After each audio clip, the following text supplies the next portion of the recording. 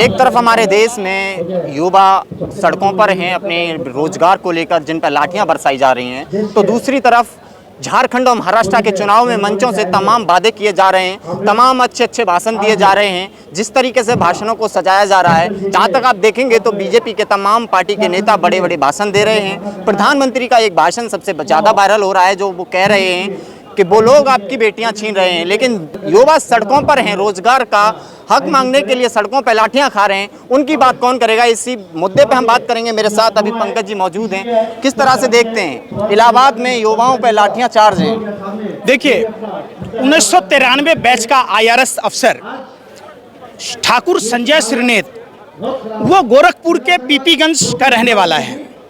डिप्टेशन पर वो विदेश सेवा के लिए भी गया, ईडी में भी कार्यरत था, और जब 2021 में गोरखपुर में उत्तर प्रदेश के ढोंगी अपराधनाथ की सरकार बनी, तो उसने उसको लोक सेवा का, उत्तर प्रदेश लोक सेवा आयोग का अध्यक्ष बनाया।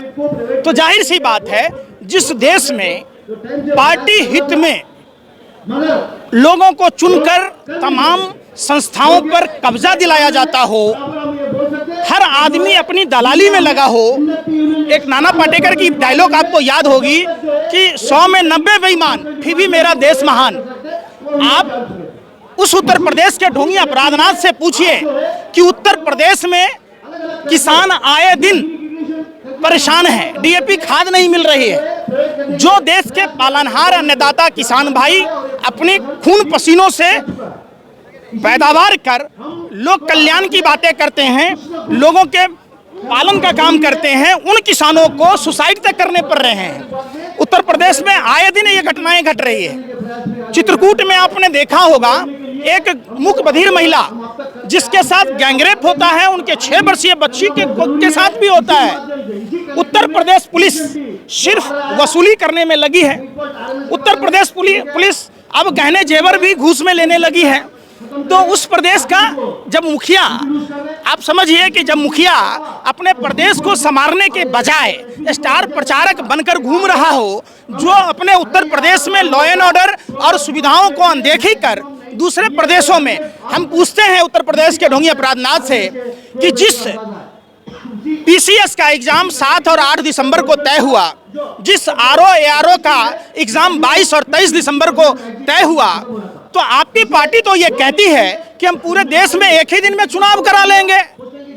तो भैया, उस उत्तर प्रदेश में भारत में कराना तो दूर की बात है, एक छोटा सा उत्तर प्रदेश में आप नहीं करा पा रहे, एक दिन एग्जाम क्यों नहीं करा पा रहे? लेकिन पंकज जी, सवाल ये उठता है कि योगी आदित्यनाथ महाराष्ट्र और झारखंड में कहते हैं एक रहोगे तो नेक रहोगे, बटोगे तो कटोगे, लेकिन जब युवा एक होकर सड़कों पे अपने हक के लिए आवाज उठाते हैं तो उन पर लाठियां चार्ज होती हैं। वही प्रशासन लाठी बरसा रहा है, वही सरकार लाठी बरसा रही है, जो मंचों से भाषण दे रही है। देखिए, भाजपा नेताओं ने जिस तरीके से रावण और कालनेमी ने धर्म का सहारा लेकर, भगवा पहनकर जिस तरीके से दिग्भ्रमित किया था, आज उत्तर प्रदेश का युवा ही नहीं, पूरे देश के लोग जान चुके हैं कि ये भाजपाई, जो भगवा त्याग, तपस्या, बलिदान, क्षमा, परोपकार के लिए जाना जाता है, आज इन भाजपाइयों ने, इन RSS वालों ने उस भगवा को नफरत, हिंसा में झोंक दिया है, बदनाम कर दिया है हिंदू धर्म को।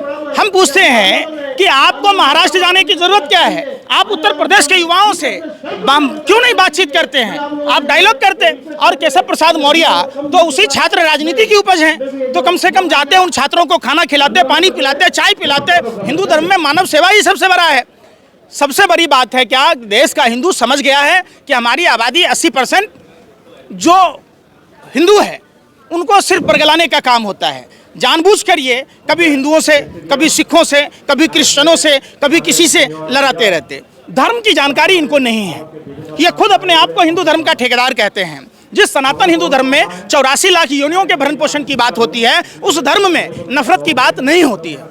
जैसे उत्तर प्रदेश में उपचुनाव हैं, अखिलेश यादव का एक बयान वायरल हो रहा है। उन्होंने मंच से कहा है कि जो पार्टी अयोध्या नहीं जीत सकती है, जहां से उनकी राजनीति शुरू होती है उत्तर प्रदेश में, तो उपचुनाव में और आने वाले टाइम में कैसी राजनीति करेंगे? देखिए, एक समय था इन्होंने हिंदुत्व के नाम पर लोगों के साथ छलावा किया। उस अयोध्या की हकीकत जब आप देखेंगे, जिनके पूर्वज कई सौ साल से वहां रह रहे थे, उनसे जमीनें छीन ली गई। और उन सभी जमीनों को औद्योगिक घरानों को दे दिया गया, ऊंचे दामों पर बेचा। सारे भाजपाइयों ने वहां जमीन का सौदा किया, वहां के लोगों के जिनके बाप दादाओं ने कार सेवकों की सेवा की थी, जिन्होंने प्रभु श्री राम में आस्था रखते हुए राम मंदिर आंदोलन में बढ़ चढ़कर हिस्सा लिया था, उन सभी लोगों को वहां से उजाड़ दिया गया। वहां बसा कौन? अडानी। जो सेना के लिए रिजर्व जमीन थी अडानी को दिया गया, श्री श्री रविशंकर को दिया गया, पौने 2 आंख वाला कानिया लाला हरामदेव को दिया गया, और भी कई औद्योगिक घराने हैं जिनको जमीनें दे दी गई। तो जो राम के मानने वाले लोगों ने देखा कि ये राम के बात तो करते हैं लेकिन ये रावण और कालनेमी के लोग हैं, इसलिए उन्होंने निजात पाने के लिए लोकसभा चुनाव में। अच्छा एक बात बताइए, भाजपा को हराने वाला कौन? हिंदू। अब ये भाजपा ये पूरा ये संगठन क्या चलाते हैं? ये हिंदू ऐसे हैं, गद्दार हैं, इनसे सामान मत लेना, तो तेरे नाना से लेने जाएगा है? जब तुम हिंदू की हो के हिंदुओं की बात ही नहीं करते हो, हिंदुओं की जमीनें छीनते हो, हिंदुओं के आने वाली नस्लों को खराब करते हो, हिंदू परिवारों को रोजगार नहीं देते हो, हिंदू परिवारों पर महंगाई का बोझ देते हो, तो हिंदू वोट क्यों देगा भैया? ये रावण और कालनेमी के लोग हैं। जिस तरीके से रामायण में आपने देखा होगा कि अगर रावण भगवा वस्त्र पहनकर नहीं जाता, माँ सीता का अपहरण नहीं होता। माँ सीता भगवा वस्त्र में साधु के वेश में रावण को देखकर दिग्भ्रमित हुई और इसी का नतीजा हुआ कि माँ सीता का अपहरण हुआ। मतलब आप कहना चाह रहे हैं कि बीजेपी के तमाम नेता सिर्फ भेष बदलते हैं? सिर्फ भेष बदलते हैं, इनका हिंदू धर्म से कोई लेना देना नहीं है। आपने रामायण देखी थी, भगवान राम के भाई लक्ष्मण जी मूर्छित हुए, भगवान राम ने सुसेन वैद बुलाया, संजीवनी बूटी बुलाई और इसने ताली थाली पिटवा ली। अरे भैया, जब हमारे भगवान आराध्य कहते हैं कि दवाई और डॉक्टर की जरूरत है, ये कहता है ताली थाली पीटो, तो ये हिंदू धर्म को बदनाम करता, हिंदुओं को मौत के मुंह में ढकेलता, हिंदुओं पर जीएसटी लगाता। आप देख लीजिए कहीं भी। सवाल ये उठ रहा है कि इलाहाबाद में कुंभ मेला लगने वाला है, लेकिन धर्मगुरु जो कहते हैं अपने आप को हिंदू के, उनका बयान है कि उस कुंभ के मेला में एक भी मुसलमान अपनी दुकान नहीं लगाएगा, ना उसे जाने की अनुमति मिलेगी। किस तरह कि भाजपा IT सेल के दलाल हैं? सही से बताइए। तिरुपति बालाजी में कोई मुसलमान था? ए भैया, अरे बोल लो यार, तिरुपति बालाजी में कोई मुसलमान था? 320 रुपए किलो घी वहां परोसा गया। गाय की चर्बी थी, सुअर की चर्बी थी, मछली की चर्बी थी। यहाँ तो सबका आस्था हिंदू मुसलमान दोनों का खराब हुआ, और वही तिरुपति बालाजी के घी में बना हुआ लड्डू अयोध्या के मंदिर तक आया। ये देश के करोड़ों हिंदुओं के साथ छलावा करने वाली सरकार जवाब दे कि उस घी कंपनी के ऊपर क्या कार्रवाई हुई, क्या कर रहा था स्वास्थ्य मंत्रालय, क्या कर रहा था नेशनल डेयरी बोर्ड, जो घी की गुणवत्ता जांचता है। 90 से 95 लाख रुपए की मशीन आती है, और तिरुपति बालाजी में तो पैसों की कोई कमी है नहीं। तो ये कौन लोग इस रैकेट में थे? आपको एक उदाहरण बताता हूं। महाराष्ट्र में देवेंद्र फडणवीस CM बने, Torrent Pharma, Torrent Power Mehta ji की कंपनी है, उनके 285 करोड़ रुपया हाउस टैक्स माफ कर दिया। उसने कुछ ही दिनों बाद पार्टी फंड में 185 करोड़ चंदा दिया, अगले ने 100 करोड़ कमा लिया, अब बीजेपी ने 185 करोड़ कमा लिया।